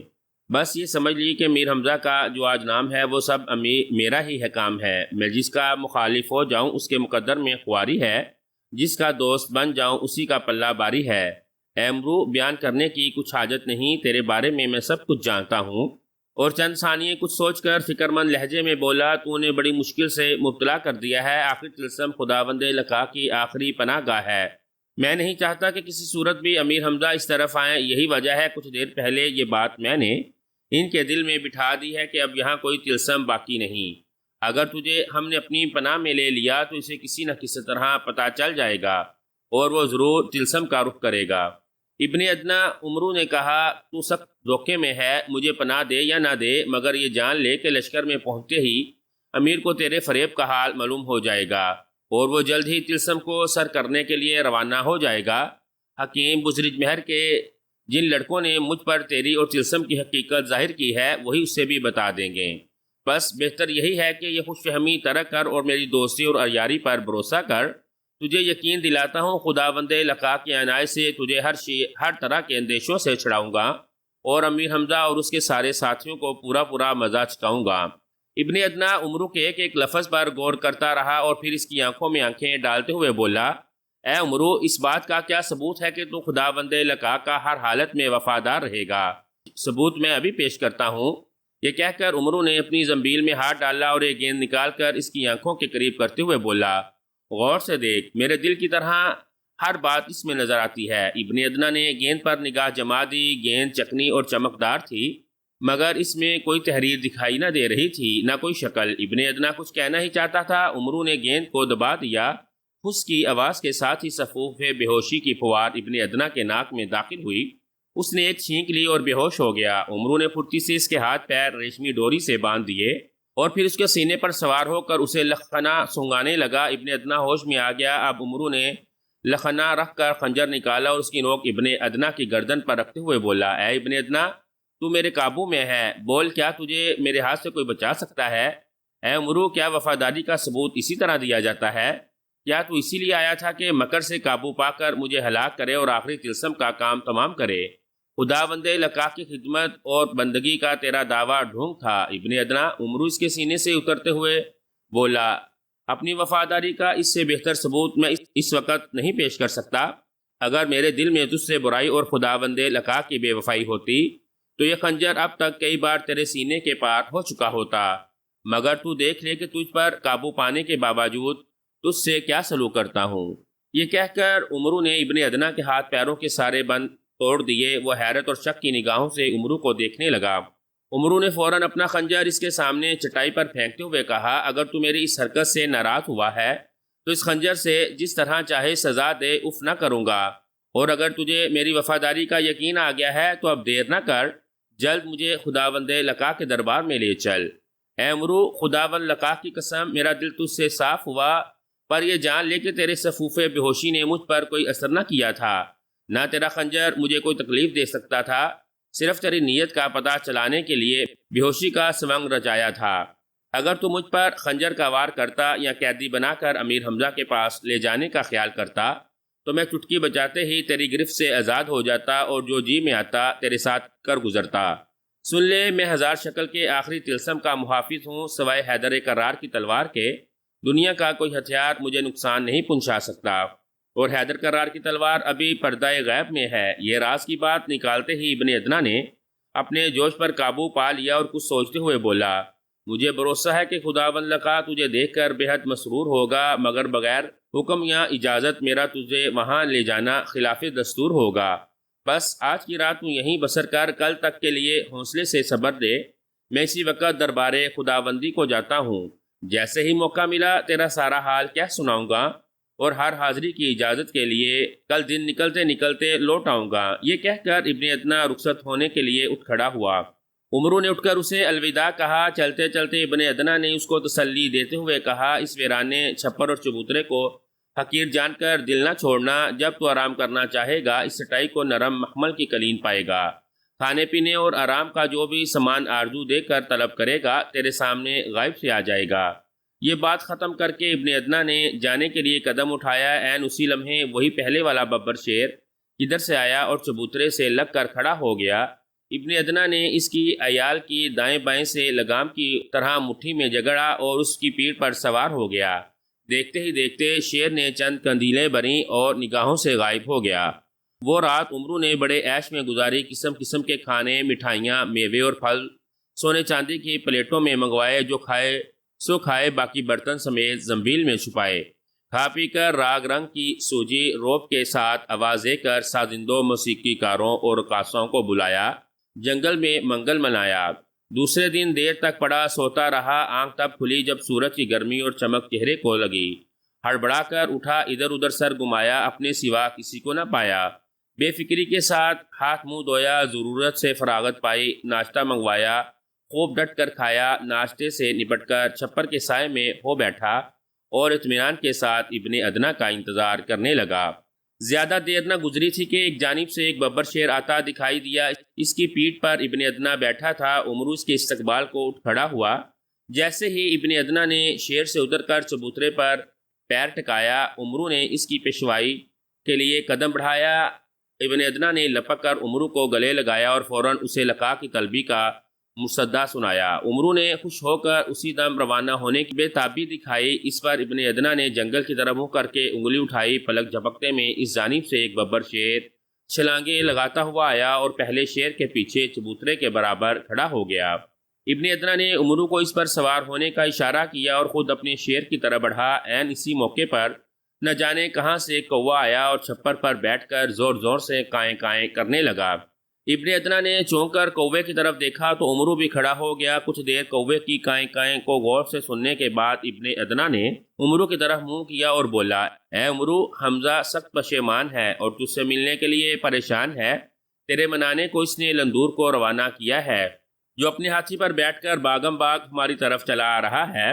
بہت خوب، گویا یہ کوا یہی خبر لایا ہے۔ درندوں کی طرح تم نے یہاں کے پرندوں کو بھی اپنا اعلیٰ کار بنایا ہے۔ عمرو نے کہا، ہاں، یہ سب میری جادوئی طاقتوں کا ادنا کرشمہ اور خدائے لقا پر ایمان کا نتیجہ ہے۔ خیر، کیا خیال ہے، اب چلو گے، اس آنے والے سے ملو گے؟ عمرو فکر میں پڑ گیا، مگر جلد ہی کچھ سوچ کر بولا، چلنا تو خیر ہی ہے، کیوں نہ لگے ہاتھوں اسے آنے والے سے بھی دو دو ہاتھ کر لوں، جلی کٹی سنا کر دل کا کچھ اور بوجھ ہلکا کر لوں۔ بندہ پہلی بار دربار خداوندی میں حاضری کا شرف پا رہا ہے، یہ شرم مارے ڈالتی ہے کہ خالی ہاتھ جا رہا ہے۔ کیا عجب لندور کی ملاقات سے کام بن جائے، کوئی اچھا تحفہ ہاتھ آ جائے۔ اگر تو برا نہ مانے تو بہتر ہوگا کہ ان شیروں کو تھوڑی دیر کے لیے بگا دے اور خود بھی کسی درخت کی اوٹ میں چھپا لے، اور مجھے تنہا پائے گا تو بے جھجک قریب آ جائے گا اور میرا کام بن جائے گا۔ عمرو کی باتیں سن کر ابن ادنا زیر لب مسکرایا۔ شیروں کی جانب دیکھتے ہوئے اس نے ایک ہاتھ کو ہلکا سا ہلایا۔ دونوں شیر ایک ساتھ بگٹ باغ کھڑے ہوئے اور دیکھتے ہی دیکھتے جنگل میں غائب ہو گئے۔ اس کے بعد ابن ادنا چبوترے سے نیچے اترا، ایک قریبی درخت کی طرف چلا اور پھر اس کے تنے کی اوٹ میں جا کر کھڑا ہو گیا۔ عمرو نے پلٹ کر اطمینان کے ساتھ چھپر کے سائے میں نشست جمائی جھاڑیوں والے راستے پر نگاہ دوڑائی۔ تھوڑی ہی دیر میں کیا دیکھتا ہے کہ لندور کاندھے پر گرز رکھے ہاتھی کی گردن پر بیٹھا آندھی طوفان کی طرح چلا آتا ہے۔ عمرو یوں کا توں بیٹھا رہا، مگر اس پر نگاہ ڈالتے ہی لندور چیخ پڑا، عمرو بھائی، خدا کا شکر ہے کہ تم مل گئے۔ قریب پہنچنے پر جیسے ہی وہ ہاتھی کی گردن سے کود کر چبوترے پر آیا، عمرو نے حیرت ظاہر کرتے ہوئے کھڑے ہو کر کہا، لندور بھائی، خیریت تو ہے؟ یہ تمہارا کیا حال ہے؟ نہ ہود ہے نہ ہماری، نہ محاوت ہے نہ جول، کیا تم بھی میری طرح امیر حمزہ سے لڑ کر آئے ہو؟ لندور نے بڑھ کر عمرو کو گلے لگایا اور بولا، خدا کا شکر ہے، ہر طرح خیریت ہے۔ میں امیر سے لڑ کر نہیں بلکہ انہی کے حکم پر تمہیں ساتھ لے کے چلنے آیا ہوں۔ تیاری میں دیر لگتی ہے، اسی لیے کسی چیز کی پرواہ نہیں، کسی مہم یا جنگ پر تو نہیں جانا تھا۔ اب خدا کے لیے اٹھو، ایک پل کی دیر نہ کرو، میرے اس حالت میں آنے کی شرم رکھو، واپس چلو۔ امیر کو تمہارے ساتھ سختی سے پیش آنے کا بڑا دکھ ہے، وہ تمہاری راہ تک رہے ہیں۔ دونوں کافی دیر تک ایک دوسرے سے شکوہ شکایت کرتے رہے۔ آخر عمرو واپس جانے پر راضی ہو گیا اور لندور کی تعریف کرتے ہوئے بولا، لندور بھائی، آفرین ہے تم پر، دوست ہو تو ایسا، تم سفارش نہ کرتے تو ہرگز میرا دل امیر سے صاف نہ ہوتا۔ اچھا ہوا ٹوٹے دل جڑ گئے، زندگی بھر کی وفاداری کی آبرو رہ گئی، ورنہ میں تو فیصلہ کر چکا تھا کہ امیر حمزہ کا ساتھ چھوڑ دوں گا، لقا کی ملاقات اختیار کر لوں گا۔ بس میں یہاں سے اس طرف روانہ ہی ہونے والا تھا کہ تم آ گئے، شکر ہے میں بھی غداری اور بدنامی سے بچ گیا۔ لو، اس خوشی میں منہ میٹھا کرو، پھر چلتے ہیں۔ یہ کہہ کر عمرو نے زنبیل میں ہاتھ ڈالا، کچھ دیر نہ جانے کیا کرتا رہا، پھر جو ہاتھ باہر نکالا تو مٹھی میں 4 لڈو تھے۔ یہ لڈو لندور کو دیکھ کر اس نے پھر زنبیل میں ہاتھ ڈالا۔ اس بار بھی اس نے 4 لڈو نکالے، مگر اس مرتبہ پہلے جتنی دیر نہ لگائی۔ دونوں مزے لے لے کر کھانے لگے۔ آخر میں عمرو تو اپنا سارا حصہ صاف کر کے اطمینان سے ہاتھ منہ پونجنے لگا، مگر چوتھا لڈو حلق سے اتارتے ہی لندور کا حال غیر ہونے لگا۔ سر کو جھٹکے دے کے وہ کھڑا ہوا، مگر چکرا کر لمبا لمبا لیٹ گیا۔ عمرو نے قریب آ کر اسے زور سے ہلایا، مگر جب اس نے پوری طرح بے ہوش پایا تو ابن ادنا کو آواز دی۔ جس درخت کی اوٹ میں وہ چھپا کھڑا تھا وہ چبوترے سے خاصے فاصلے پر تھا، مگر وہ نہ صرف انہیں دیکھ رہا تھا بلکہ جادو کے زور سے ان کی گفتگو کا ایک ایک لفظ صاف سن رہا تھا۔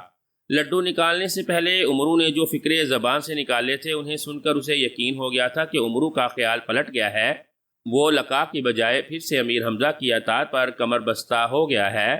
اس بات پر غصے سے وہ اندر ہی اندر کھولنے لگا، اسے اپنے جادو کا نشہ بنانے کی سوچنے لگی۔ امرو کی آواز دینے پر وہ درخت کی اوٹ سے نکلا تو اس کا چہرہ سرخ ہو رہا تھا، آنکھوں سے امرو کے لیے نفرت و حقارت کی چنگاریاں نکل رہی تھیں۔ چبوترے پر پہنچ کر جیسے ہی اس نے امرو کو ملامت کرنے کے لیے خیال منہ کھولا، اس کی نگاہ لندور پر پڑی، اسے بے ہوش دیکھ کر اس کے الفاظ حلق میں اٹک کر رہ گئے۔ اس نے کہا، اے امرو، کیا ماجرا ہے؟ اسے کیا ہو گیا؟ یہ امیر حمزہ کے لشکر ہر اول کا سردار اور بے مثال پہلوان ہے، میں نے اسے بے ہوش کر دیا، اب میں اسے باندھ کر لے چلوں گا اور خداوند لقا کی خدمت میں بطور تحفہ پیش کروں گا۔ یہ کہہ کر امرو نے ریشمی ڈوری کا گچھا نکالا، لندور کے پیروں کو مضبوطی سے باندھا اور اسے اپنی زنبیل میں ڈال کر اٹھ کھڑا ہوا۔ چند لمحے بعد شیروں پر سوار ہو کر دونوں لقا کے تلسم کی جانب اڑے جا رہے تھے۔ درجنوں اتار چڑھاؤ، جنگل، جھاڑیاں اور چھوٹے بڑے میدان طے کرنے کے بعد ایک جگہ ابن ادنا کے اشارے پر دونوں شیر رک گئے۔ اب تک امرو کو ہر اونچی جگہ سے طلسمی عمارتیں نظر آ رہی تھیں۔ جس طرح یہ عمارتیں قریب ہوتی جا رہی تھیں، اس سے اس نے یہ رائے قائم کی تھی کہ 3/4 سے زیادہ سفر ختم ہو چکا ہے۔ اب جیسے ہی ہم کسی بلندی پر پہنچیں گے، طلسم کے آثار پہلے سے زیادہ صاف اور قریب نظر آئیں گے۔ لیکن جب ایک چڑھائی طے کر کے وہ اس کے اوپر پہنچے اور امرو نے سامنے نگاہ جمائی تو اس کی حیرانی کی انتہا نہ رہی۔ نہ طلسمی ٹیلے کا کہیں پتہ تھا، نہ اس پر نظر آنے والی عمارتوں کا۔ نیچے ایک بہت بڑا ہموار میدان تھا، وہ سامنے جس جگہ سے یہ میدان ختم ہوتا تھا، اس کے پیچھے دھند اور غبار کے علاوہ کچھ دکھائی نہ دیتا تھا۔ یہ کیا ہوا؟ امرو نے سوال کیا۔ طلسمی عمارتیں کہاں گئیں؟ میدان کے پیچھے یہ دھواں سا کیوں چھایا ہوا ہے؟ اس بات کو چھوڑو، ابن ادنا نے کہا، یہ بتاؤ کیا میدان صاف ہے؟ اس میں تمہیں کچھ دکھائی نہیں دے رہا؟ امرو بڑے غور سے میدان میں نگاہیں دوڑانے لگا۔ اف، اس میں تو کروڑوں اربوں مکھیاں، مچھر، بونکے منڈلا رہے ہیں۔ بس، ابن ادنا نے کہا اور شیروں کو اشارہ کیا۔ دونوں شیر بلندی سے اتر کر میدان کے کنارے آ کر رک گئے۔ ذرا اور غور سے دیکھو۔ امرو سٹ پا کر میدان میں نگاہیں دوڑانے لگا۔ فرش سے لے کر 10-12 فٹ کی بلندی تک پورے میدان میں مکھیوں، مچھروں، بونکوں کے جھنڈ بری طرح چکرا رہے تھے۔ ان کی بنبناہٹ کا شور اتنا خوفناک تھا کہ بدن کے رونگٹے کھڑے ہو جاتے تھے۔ صاف ظاہر تھا کہ ان کے درمیان سے ہو کر جو بھی جاندار گزرے گا، نہ سانس لے سکے گا، نہ آنکھیں اور نہ کان کھلے رکھ سکے گا۔ تو یہ تھی فرش سے اوپر تک کی مصیبت۔ مگر فرش پر امرو نے جو کچھ دیکھا، اس پر وہ جھرجھری لیے بغیر نہ رہ سکا۔ میدان میں لاکھوں کروڑوں سانپ، بچھو اور خوفناک چونٹے ادھر ادھر دوڑ رہے تھے۔ کہیں تل درنے کی جگہ نہ تھی۔ گھبراؤ نہیں، یہ ہمیں نقصان نہیں پہنچائیں گے۔ امرو کو دہشت زدہ پا کر ابن ادنا نے کہا، یہاں سے طلسم کی حد شروع ہوتی ہے۔ میں یہاں اس لیے رک گیا ہوں کہ آگے بڑھنے سے پہلے تم سے چند باتیں کر لوں۔ یہ سن کر امرو کا ڈر تو خیر جاتا ہی رہا، مگر اسے یہ شبہ بھی ہو گیا کہ ابن ادنا اس سے کسی طرح کا ناجائز فائدہ اٹھانا چاہتا ہے۔ اس نے ابن ادنا کو گورتے ہوئے کہا، کہو کیا کہنا چاہتے ہو؟ ابن ادنا بولا، خواجہ، میں تمہاری ایک حرکت پر بہت حیران ہوں۔ لندور جیسے گرانڈیل پہلوان کو تم نے اپنی دوبالشت کی زمین میں کیسے رکھ لیا؟ کیا تم بھی جادوگر ہو؟ ارے بس اتنی سی بات، امرو نے کہکا لگاتے ہوئے کہا۔ میاں، لندور تو کچھ بھی نہیں، میں چاہتا تو اس کے ہاتھی کو بھی اس جھولی میں ڈال لیتا۔ یہ جادو نہیں، خدائی کرامت ہے۔ خدا کے نبیوں نے مجھے 3 چیزیں عطا کی ہیں۔ ایک، دوڑنے کی غیر معمولی طاقت، دنیا کا کوئی انسان مجھ سے دوڑ میں بازی نہیں لے سکتا۔ دوسری، یہ زنبیل یا جھولی، اس میں ساری دنیا کی چیزیں سما سکتی ہیں۔ کوئی چیز خواہ کتنی ہی بڑی اور وزنی کیوں نہ ہو، اس کے اندر جا کر دانے کے برابر ہو جاتی ہے، اور نکالو تو پھر پہلے جتنی ہو جاتی ہے۔ تیسرا تحفہ جو مجھے ملا ہے وہ ایک چادر ہے۔ اس چادر میں یہ صفت ہے کہ اسے اوڑھ کر تو میں سب کو دیکھوں پر خود کسی کو نظر نہ آؤں۔ جو چیز بھی اس میں چھپا لوں سب کی نگاہوں سے غائب ہو جائے۔ سو کہنے کا مطلب ہے کہ آئندہ ان میں سے کوئی بھی معاملہ دیکھنا تو حیران نہ ہونا، اسے جادو سمجھنا۔ سمجھ گئے؟ ابن ادنا کی آنکھیں چمک اٹھیں۔ سچ ہے، آپ کا جواب نہیں۔ اچھا کیا جو یہ باتیں مجھے بتا دیں۔ ویسے آپ یقین رکھیے، خداوند کے حضور آپ کی میں نے بہت ہی تعریف کی ہے کہ وہ آپ کو ہاتھوں میں لے لیں گے۔ پھر وہ کچھ سوچ کر بولا، امرو بھائی، خداوند کے سامنے ذرا خیال رکھیے گا۔ بختیارک کی مخالفت کے ڈر سے میں نے ان سے یہ بات کہی تھی کہ امرو اپنے آپ نہیں بلکہ میرے سمجھانے بجھانے پر حضور کی ملازمت کے لیے آمادہ ہوا ہے۔ ایسا نہ کرتا تو بختیارک ہرگز آپ پر بھروسہ نہ کرتا اور آپ کے خلاف خداوند کا کان بھرتا۔ ٹھیک کیا نا میں نے؟ چلو کوئی بات نہیں، تمہاری عزت رکھنے کے لیے اور بھی ہیں، جو چاہو کہہ سکتے ہو۔ عمرو اس کی خوشامد سے خوش ہو کر بولا، سچ عمرو بھائی؟ تو پھر ایک مہربانی اور کرنا، معاملہ یہ ہے کہ کل رات تمہاری خاطرداری کا سارا خرچہ میں نے اپنی جیب سے بھرا ہے۔ ایک تو تم نے دل کھول کر فرمائشیں کی، دوسرے سونے چاندی کے سارے برتن بھی رکھ لیے، بالکل کنگال ہو گیا ہوں۔ خیر اب تم میرے بھائی بن چکے ہو، نہ خرچے کا مطالبہ کر سکتا ہوں نہ برتنوں کا، بس اتنا کرنا کہ خداوند تمہیں قیمتی چیزیں اور لمبی رقم انعام دے تو اس میں سے بائی سمجھ کر آدھا مال مجھے دے دینا۔ اچھا یہ بات ہے، عمرو نے کہا۔ میاں خیریت چاہتے ہو تو یہ بات دماغ سے نکال دو، کبھی تم مجھ سے کچھ وصول کر سکتے ہو، اس بول میں بھی نہ رہنا کہ کسی پر اپنا حساب چھوڑ سکتا ہوں۔ اب سب سے پہلے فوراً 5 لاکھ روپے نکالو۔ یہ اس بات کا نذرانہ ہوگا کہ خداوند کے سامنے میں اقرار کروں گا کہ صرف تمہارے سمجھانے بجھانے سے میں نے ان کی خدمت میں حاضر ہوا، قبول کیا، بس زیادہ سوچ بچار نہ کرو، رقم نہ ملی تو ایک قدم آگے نہ بڑھاؤں گا۔ واہ عمرو بھائی واہ، ابن ادنا نے کہا، یہی تمہارا انصاف؟ ایک تو میرا ہزاروں کا مال ہضم کر کے دوسرا مجھی سے رقم مانگتے ہو، خداوند کے سامنے جو تمہارا رنگ جمایا ہے اس کو کوئی اہمیت نہیں دیتے۔ میاں یاد رکھنا، میں ساتھ لے جاؤں گا تو قیامت تک تمہیں خداوند کی بارگاہ میں نہیں پہنچ سکتے، وہاں جو کچھ ملنا ملانا ہے اس کی حضرت لیے جا رہا ہوں۔ اچھا تو تم مجھے تڑی دے رہے ہو؟ عمرو نے بھرے ہوئے انداز میں کہا، گویا تمہارے خداوند کے علاوہ دنیا میں میرا کوئی اور ٹھکانہ نہیں، میں کوئی 2 کوڑی کا آدمی ہوں۔ اچھا یوں صحیح، اب 10 لاکھ دو تب بھی وہاں نہیں جاؤں گا، روک سکو تو روک لو، سیدھا میر حمزہ کے پاس واپس جاتا ہوں، تم اپنے لالچ میں خداوند کا یہ رہا سہا ٹھکانہ بھی برباد کریے بغیر نہ مانو گے۔ یہ کہہ کر عمرو شیر سے نیچے اترا اور پلٹ کر جانے لگا۔ ابن ادنا نے جو یہ رنگ دیکھا تو اس کے ہاتھوں کے طوطے اڑ گئے، وہ لقا کے سامنے عمرو کو لانے کی شوقی بکھیر چکا تھا، خالی ہاتھ جاتا یا جادو کے زور سے عمرو کو بے بس کر کے لے جاتا تو بانڈا پھوٹ جاتا۔ گھبرا کے عمرو کے پیچھے بھاگا اور خوش آمدید کرنے لگا، پھر بھی عمرو نخروں سے باز نہ آیا تو لاچار ہو کر اس نے اپنی کمر سے اٹسی ہوئی ایک تھیلی نکالی اور عمرو کی طرف بڑھاتے ہوئے بولا، اچھا بھائی عمرو، میں ہار گیا، اس میں میری زندگی بھر کی کمائی ہے، لے لو اور مجھے معاف کر دو، آئندہ کبھی ایسی حرکت نہ کروں گا۔ عمرو نے چند بار اور نہ کیا، پھر برا سا منہ بنا کر تھیلی ہاتھ میں لے لی۔ سچے موتیوں کے علاوہ اس میں پنا پخراج، نیلم اور لال بھی تھے، کم از کم 2-2.5 لاکھ کا مال تھا۔ عمرو نے ناک چڑھاتے ہوئے کہا، ارے اس میں تو کچھ بھی نہیں، مشکل سے 20-25 ہزار کے گٹیا جواہرات ہیں، نہیں ان سے کام نہیں چلے گا، اور نکالو۔ ابن ادنا نے گڑ گڑا کر اسے یقین دلایا کہ اب اس کے پاس کچھ نہیں۔ آخر عمرو نے تھیلی کو زنبیل میں ڈالتے ہوئے کہا، اچھی بات ہے، میں تمہیں معاف کرتا ہوں، چلتا ہوں، مگر ایک شرط ہے، بولو منظور؟ ابن ادنا نے گھبراتے ہوئے کہا، پوچھو کیا شرط ہے؟ دیکھو میاں، خداوند کے سامنے میرے بارے میں ڈھینگے پہلے ہی مار چکے ہو، اور اب جو تمہارے ساتھ جاؤں گا تو ساتھ ہی لندور کو تحفہ پیش کر دوں گا۔ خداوند میرے علاوہ تمہیں بھی خوش ہو کر انعام دیں گے، بلکہ فرامرد اور بختیارک بھی کچھ عطا کریں گے۔ وعدہ کرو جو کچھ تمہیں ملے گا اس کا آدھا ماں بدولت کی نظر کرو گے۔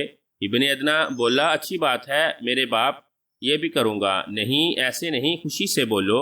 عمرو نے ڈانٹ بتائی، برا منہ بنایا تو باقی آدھا بھی مانگ لوں گا، فوراً ٹھیک ہو جاؤ، سنا کہ نہیں؟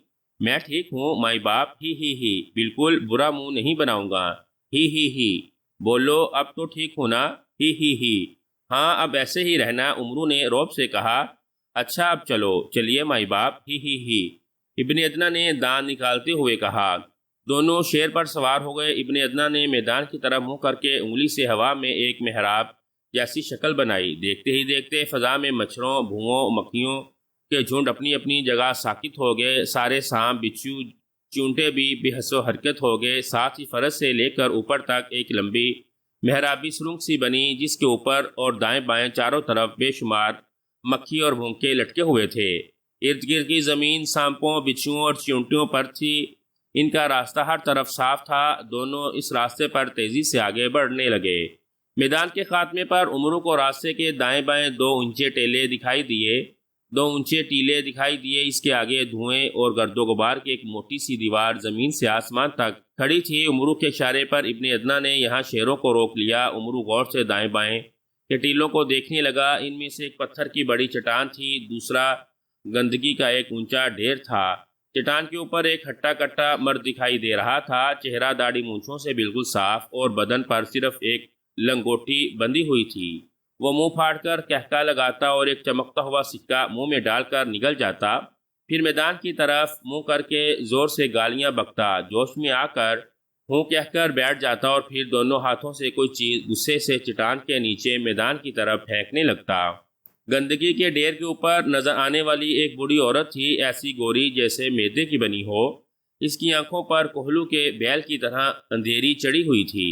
اس کی حرکتیں بھی بالکل چٹان والے مرد جیسی تھیں، فرق صرف اتنا تھا کہ چٹان والے مرد کی پھینکی ہوئی چیز زمین پر گر کر پھسل جاتی اور اس بڈھی مہم کی پھینکی ہوئی چیز ہوا میں اڑنے لگتی۔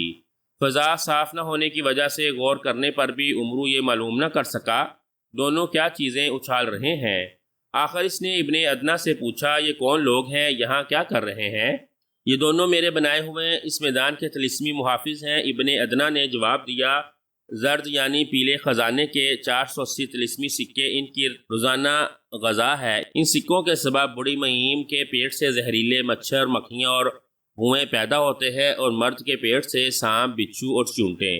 انہی کو وہ میدان کی طرف اچھالتے رہتے ہیں۔ یہ سب اتنے زہریلے ہیں کہ کوئی انسان یا جانور ان کے کاٹنے کے بعد پل بھر بھی زندہ نہیں رہ سکتا، اور یہ سب میدان میں اس طرح اٹے رہتے ہیں کہ ان کے بیچ سے گزرنا تو درکنار، کوئی سامنے آ کے سانس بھی نہیں لے سکتا۔ گویا یہ دونوں عورتیں مرد طلسمی پتلے ہیں، عمرو نے سر ہلاتے ہوئے کہا۔ ہاں، اول تو میدان سے گزر کر کوئی ان تک پہنچ نہیں سکتا، دوسرا اگر پہنچ جائے تو ہرگز انہیں ہلاک نہیں کر سکتا۔ جب تک میں زندہ ہوں انہیں طلسمی سکوں کی خوراک پہنچتی رہے گی اور یہ اپنا کام جاری رکھیں گے۔ بہت خوب، عمرو نے کہا۔ اچھا آگے چلو۔ ابن ادنیٰ نے پھر پہلے کی طرح انگلی سے ہوا میں نشان بنایا، گرد و غبار کے درمیان میں پھر پہلے جیسا صاف محرابی راستہ بن گیا۔ دونوں تیز رفتاری سے اس میں سے ہو کر آگے بڑھنے لگے۔ دائیں بائیں اور اوپر دیکھنے سے عمرو کو ایسا معلوم ہوتا جیسے وہ ایک جوش مارتے ہوئے نیلے سمندر کے نیچے سے گزر رہے ہیں اور اس کے ارد گرد شفاف شیشے کی ایک سرنگ سی بنی ہوئی ہے۔ جیسے ہی یہ راستہ ختم ہوا دونوں پھر رک گئے۔ عمرو نے پلٹ کر دیکھا، سرنگ غائب تھی۔ دھوئیں اور گرد غبار کی ایک موٹی دیوار کے علاوہ پیچھے کچھ نہ دکھائی دیتا تھا۔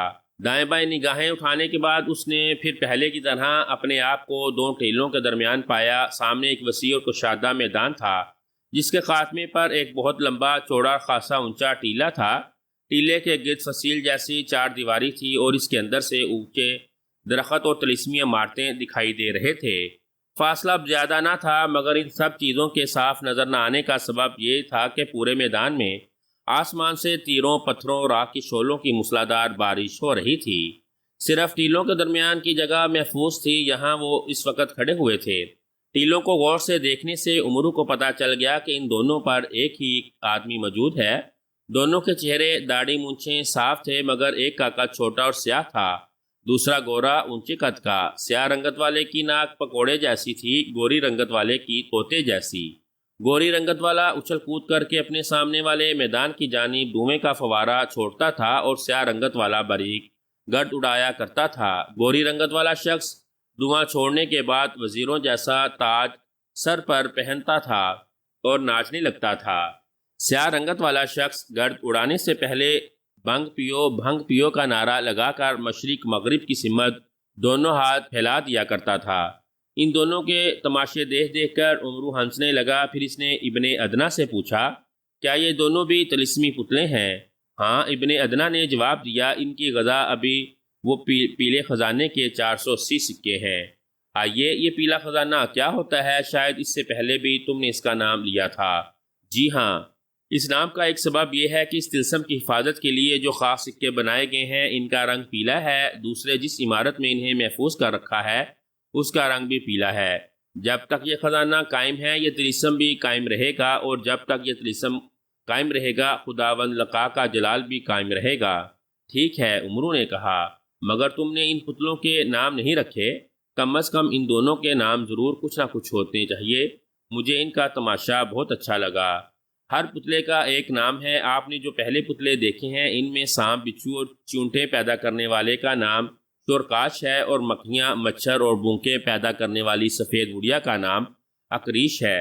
یہاں جو پتلا آپ کو دھواں چھوڑتا دکھائی دیتا ہے اس کا نام نوز شیرل رکھا ہے، اور جو دھواں اڑاتا نظر آتا ہے اس کا نام امراش ہے۔ بھئی واہ، کیا کہنے، امرو نے ہنستے ہوئے کہا۔ اچھے نام رکھے ہیں، مگر ان ناموں کے کچھ معنی بھی ہیں۔ جی ہاں، ہر نام بامعنی ہے۔ طلسمی زبان کے لحاظ سے ہر پتلے کا نام اس کے کام کے مطابق ہے۔ کہیے کہ آگے چلوں؟ ہاں بھائی، اب یہاں تھوڑی رہیں گے، امرو نے میدان کی طرف اشارہ کرتے ہوئے کہا۔ مگر آگ، پتھر اور تیر کی بچھاڑوں میں سے کیسے گزریں گے؟ آپ آئیے تو۔ ابن ادنا نے اپنا شیر آگے بڑھایا اور انگلی اٹھا کر پہلے کی طرح ہوا میں محراب سی بنائی۔ دیکھتے ہی دیکھتے میدان میں پھر پہلے جیسا ایک صاف محرابی راستہ بن گیا۔ دونوں بے دھڑک اس راستے سے آگے بڑھنے لگے۔ امرو نے پھر اپنے آپ کو ایک شفاف سرنگ کے اندر گزرتے ہوئے محسوس کرنے لگا، جس کے اوپر اور دائیں بائیں آگ، پتھر اور تیر لٹکے دکھائی دے رہے تھے۔ کیا یہ چیزیں اس میدان میں آسمان سے برستی ہیں؟ امرو نے پوچھا۔ یہ آپ کو ابھی معلوم ہوا جاتا ہے، ابن ادنا نے کہا اور خاموش ہو گیا۔ تھوڑی دیر بعد دونوں طلسم کے پھاٹک کے سامنے پہنچ کے یہ جگہ محفوظ تھی۔ ابن ادنا نے اپنے شیر کو روکتے ہوئے کہا، پھاٹک کے اوپر دیکھیے۔ امرو نے نگاہ اٹھا کر دیکھا۔ پھاٹک کے اوپر فصیل پر 3 آدمی نظر آئے۔ تینوں ایک دوسرے سے ایک جیسے فاصلے پر فصیل سے لگے بیٹھے تھے۔ جو شخص بیچ میں تھا اس کا چہرہ لمبوترا اور داڑھی مونچھوں سے صاف تھا، بدن جھیرا تھا اور سر پر ایک اونچی گول ٹوپی جمائے تھا۔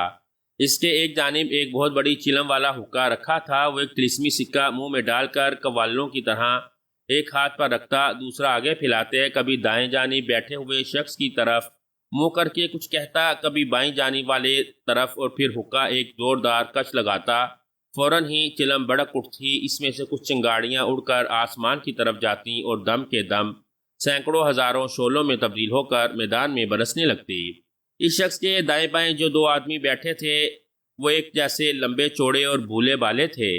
ان کے چہرے بھی بھرے ہوئے تھے اور ایک جیسے گول تھے۔ داڑیاں بھی ان کی سفید، گھنی اور ایک جیسی پھیلی ہوئی تھیں۔ دونوں میں فرق تو صرف اتنا تھا کہ ایک کی ناک زیادہ موٹی اور گردن چھوٹی تھی، دوسرے کی اس سے کچھ بہتر۔ دونوں طلسمی سکے چبا کر منہ پھیلا کر زور لگاتے، پھر کوتاہ گردن اور موٹی ناک والا نیچے ایک تیر نکال کر آسمان کی طرف اچھالتا۔ آنے واحد میں سدھا تیر آسمان سے میدان میں برسنے لگتے۔ دوسرا شخص تیر کی بجائے کچھ کینکریاں نکالتا اور انہیں آسمان کی جانب اچھال دیتا۔ یہ کینکریاں بڑے بڑے پتھروں کی شکل میں تبدیل ہو کر سارے میدان کو سنسکار کرنے لگتی۔ امرو ان تینوں کی حرکت دیکھ رہا تھا کہ ابن ادنا نے کہا، یہ بھی میرے بنائے ہوئے طلسمی پتلے ہیں۔ بیچ والے کا نام نونخ ہے، کوتان گردن والا نوماک ہے، اور تیسرے کا نام شامول ہے۔ جب تک میں زندہ ہوں پیلے خزانے کے طلسمی سکے موجود ہیں، وہ اپنا کام اسی طرح جاری رکھیں گے۔ دنیا کا کوئی بھی جاندار فصیل کے قریب نہ آ سکے گا۔ لیکن ہم تو آگے ہیں، کیا دوسرا کوئی شخص جو بڑا جادوگر ہو یا جسے غیبی طاقت حاصل ہو اسی راستے سے بنا کر یہاں تک نہیں پہنچ سکتا؟ امرو نے سوال کیا۔ ناممکن۔ فرض کرو کوئی یہاں تک پہنچ جائے تو وہ کسی طرح بھی فصیل کے اندر نہیں پہنچ سکتا۔ اگر کوئی فصیل میں نقب لگانا چاہے تو دیوار موٹی ہوتی جائے گی، اور اگر اوپر چڑھنا چاہے تو فصیل اونچی ہی ہوتی جائے گی۔ پھر تو واقعی امیر حمزہ اس کے اندر نہیں پہنچ سکتے۔ امرو نے اطمینان ظاہر کرتے ہوئے کہا، آپ بے فکر رہیے، حمزہ کے فرشتے بھی اندر پہنچنے کی جرات نہیں کر سکتے۔ اچھا یہ چلیے۔ یہ کہہ کر ابن ادنا نے اپنے شیر کو آگے بڑھایا۔ امرو اس کے پیچھے ہو لیا۔ پھاٹک پر پہنچ کر ابن ادنا نے سامنے کی رخ انگلی سے ہوا میں پھیر کر محراب سی بنائی۔ فوراً ہی اس میں راستہ پیدا ہو گیا۔ یہ پھاٹک خالص لسمی فولاد کا بنا ہوا تھا، نہ اسے جلایا جا سکتا تھا نہ توڑا جا سکتا، اور میرے سوا کوئی دوسرا اسے کھول بھی نہیں سکتا۔ ابن ادنا نے اندر داخل ہوتے ہی کہا۔ امرو کی نگاہیں پھاٹک کے سامنے والے میدان پر جم کر رہ گئیں۔ جنگجو سواروں کے 4 لشکر حملہ کرنے کے لیے تیار کھڑے تھے۔ تعجب کی بات یہ تھی کہ چاروں لشکروں کے سوار اور گھوڑے ایک ہی سانچے میں ڈلے معلوم ہوتے تھے۔ ایک لشکر کے گھوڑوں اور سواروں کا رنگ نیلا تھا، دوسرے کا ہرا، تیسرے کا سفید اور چوتھے کا پیلا۔ ہر سوار کے ہاتھوں میں 2 تلواریں تھیں۔ اس کے علاوہ نہ ان کے پاس کوئی اور ہتھیار نظر آتا، نہ کوئی لباس۔ زیادہ تعجب کی بات یہ تھی کہ سواروں کی ٹانگیں بالکل غائب تھیں، وہ گھوڑوں پر جڑے ہوئے محسوس ہوتے تھے۔ پھر نہ ان کے سروں پر بال تھے، نہ گھوڑوں کی گردنوں پر عیال، ان کے چہروں پر آنکھیں بھی نہیں تھیں۔ ان سب باتوں کے باوجود وہ اس طرح تلے کھڑے تھے جیسے حملہ کرنے کے لیے بس آخری اشارے کے منتظر ہوں۔ کیا ان سواروں اور گھوڑوں پر حفاظت کے خیال سے کوئی طلسمی غلاف چڑھا دیا گیا ہے؟ عمرو نے پوچھا۔ نہیں، یہ سب طلسمی پتلے ہیں، میرے نائب جادوگر کے بنائے ہوئے ہیں۔ ان پر کوئی ہتھیار اثر نہیں کرتا، لاکھوں کی فوج کو دم کے دم میں ہلاک کر سکتے ہیں، البتہ طلسم کی حد کے باہر کام نہیں آ سکتے۔ ابن ادنا کی بات ختم ہوئی تھی کہ چاروں لشکر کے بیچ سے ایک آدمی پھاٹک کی طرف بڑھتا دکھائی دیا۔ چاروں جادوگر جیسا رنگ برنگا اور ڈھیلا ڈالا لباس پہنے تھے، گردنوں میں ہڈیوں کی مالائیں تھیں، ہاتھوں میں نیزے تھے، مگر 3 تو طلسمی گھوڑوں پر سوار تھے اور چوتھا ایک تخت پر بیٹھا تھا جس کے نیچے 2 طلسمی گھوڑے چنے ہوئے تھے۔ دوسرے 3 سیدھے سادے چلے آ رہے تھے، مگر یہ شخص کبھی دائیں طرف منہ کرتا، کبھی بائیں طرف، کبھی بیٹھتا، کبھی کھڑا ہوتا اور کبھی لمبا لمبا لیٹ جاتا، مگر عمرو یہ تماشا دیکھ کر مسکرائے بغیر نہ رہ سکا۔ ان چاروں نے قریب آ کر ابن ادنا کو سلامی پیش کی۔ ابن ادنا نے ان کی جانب انگلی اٹھاتے ہوئے کہا، وہ باریک کلے اور دوہرے بدن والا برزمان ہے۔ اس کے بعد سوکھے چہرے اور لمبے قد والا جو جادوگر کھڑا ہے، اس کا نام رومان ہے۔ تیسرے نمبر پر تکونے چہرے والا تورمان ہے، اور جو شخص کبھی اٹھتا، کبھی بیٹھتا اور کبھی لیٹ جاتا ہے، اس کا نام اجرمان ہے۔ مجھے تو تمہارا یہ اجرمان بڑے کام کا آدمی معلوم ہوتا ہے۔ عمرو نے مسکراتے ہوئے کہا، جناب سبھی کام کے ہیں۔ ابن ادنا نے خوش ہو کر کہا، شرط یہ ہے کہ خداوند لقا ان پر مہربان رہے اور طلسمی سواروں پر حکم چلانے کے لیے انہیں طلسمی سکوں کی 480 تھیلیاں روز بیچتا رہے۔ مگر یہ اجرمان ایک جیسی حالت میں کیوں نہیں رہتا؟ کیا اس پر کسی پریشان روح کا سایہ پڑ گیا ہے؟ عمرو بولا، پریشان روح کے بارے میں تو میں نے کبھی نہیں سوچا، پر جہاں تک میں جانتا ہوں اس کے 3 سبب ہیں۔ ایک یہ کہ اس کی تورمان سے لگتی ہے، تورمان اس کی حرکتوں سے چڑھتا ہے اور اسے چڑھانے میں اجرمان کو مزہ آتا ہے۔ دوسری وجہ اس کا یہ عقیدہ ہے کہ ایک جیسی حالت میں رہنے سے آدمی کی مت ماری جاتی ہے۔